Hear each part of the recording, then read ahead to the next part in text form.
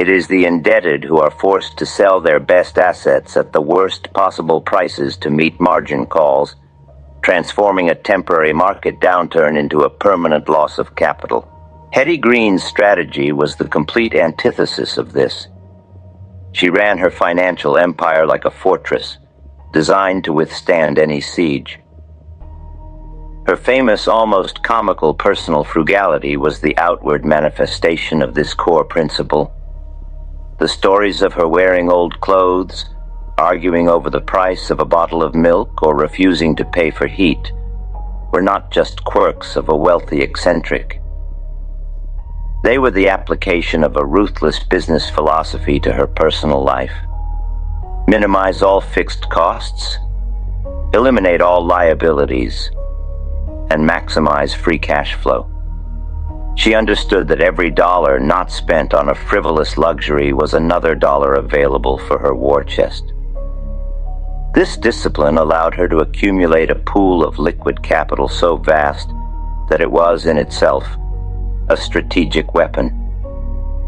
In modern financial terms, her cash position was not a passive zero-yield asset. It was a perpetual zero-cost call option on every undervalued asset in the world. It gave her the right, but never the obligation, to buy when conditions were perfect. While other financiers were desperately seeking loans to stay afloat, she was the one with the power to grant them. While they were forced to liquidate their holdings, she was the one with the capital to absorb them. Her cash reserves were the engine of her entire strategy, the fuel that allowed her to go on the offensive when everyone else was fighting for survival. She willingly accepted underperformance during bull markets, knowing that the true prize was not in capturing the last 10% of a speculative rise, but in possessing the purchasing power to buy the entire foundation of the market after it had crumbled. With the capital secured, the fourth pillar of her strategy was her rigorous and disciplined investment philosophy. What did Hetty Green actually buy when the moment of panic arrived? She was not a speculator in the modern sense of the term. She did not trade in and out of stocks based on charts or rumors. She was a deep, fundamental value investor who bought tangible assets and secure income streams. Her portfolio was built on a foundation of reality in a market often intoxicated by fantasy. Her primary investment vehicle was first lien mortgage bonds of railroads. In the 19th century, railroads were the backbone of the American economy, the equivalent of today's technology infrastructure. But she rarely bought their common stock. Instead, she bought their senior secured debt. This is a critical distinction. As a bondholder, she was a primary creditor. In the event of a bankruptcy, a common occurrence during the era's panics, bondholders were first in line to be paid from the liquidation of the company's assets. She was not betting on a company's future profits. She was buying a secure claim on its physical assets, the tracks, the land, the locomotives. It was a strategy of maximum security designed to generate a steady stream of income while protecting her principal. Her second major business was acting as a private bank through mortgage lending. She lent her own capital directly to churches, businesses, and municipalities, always secured by high-quality real estate which she had often personally inspected. She was a famously tough negotiator, demanding high interest rates and ironclad terms, but she provided a vital source of credit when traditional banks could not. This business generated a massive and consistent cash flow, which she then used to further expand her investment portfolio. Finally, she was a significant investor in real estate, particularly in growing cities like Chicago and New York. Again, her timing was impeccable. She bought properties during economic downturns when prices were depressed and held them for the long term, benefiting from the nation's steady growth. She understood that land in a prime location was an asset of enduring value that could not be inflated away or bankrupted into non-existence.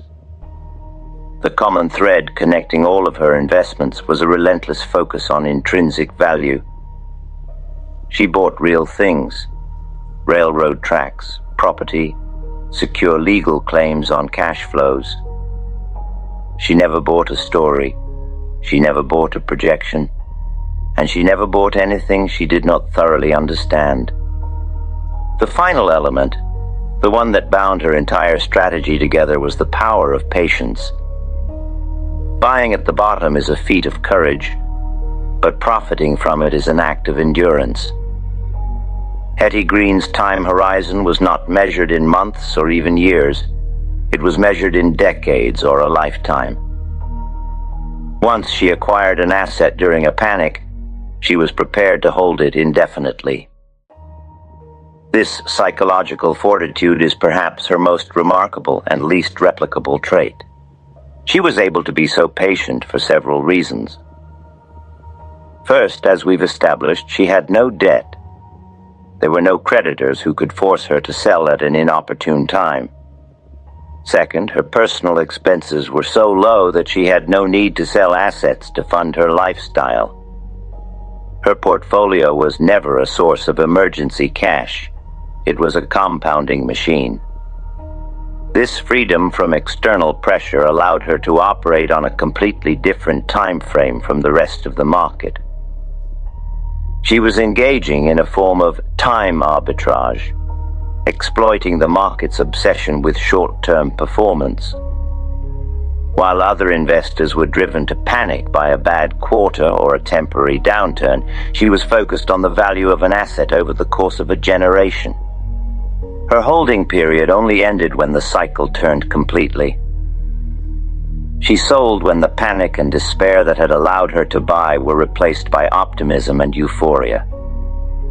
She would liquidate her holdings, selling the very bonds and properties she had bought for pennies on the dollar to a new generation of enthusiastic, often leveraged investors who were convinced that this time the boom would last forever. She sold into strength, converting her appreciated assets back into the safety of cash and government bonds, and then she would wait, with the unshakable patience of a predator, for the next cycle of human greed and fear to deliver the next great opportunity. It was a perfect, endlessly repeating system. In the end, Hetty Green's story is a powerful testament to the fact that success in the markets is ultimately a battle for psychological mastery. Her immense fortune was not the result of a complex algorithm or insider information, but of an iron will, a contrarian mindset forged in her youth, and a set of simple, unbreakable rules.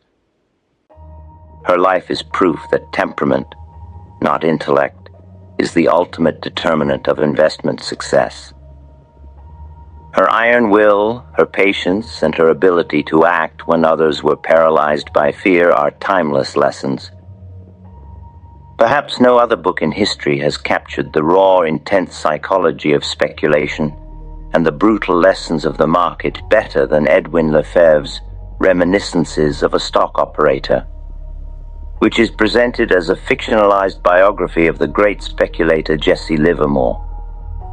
It is arguably the most important book ever written on trading, and its central theme is the brutal but necessary education in managing risk and mastering one's own emotions.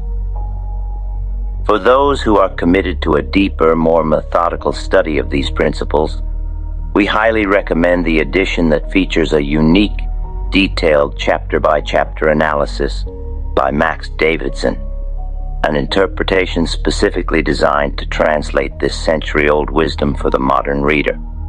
A link to this essential edition has been provided for you in the description below.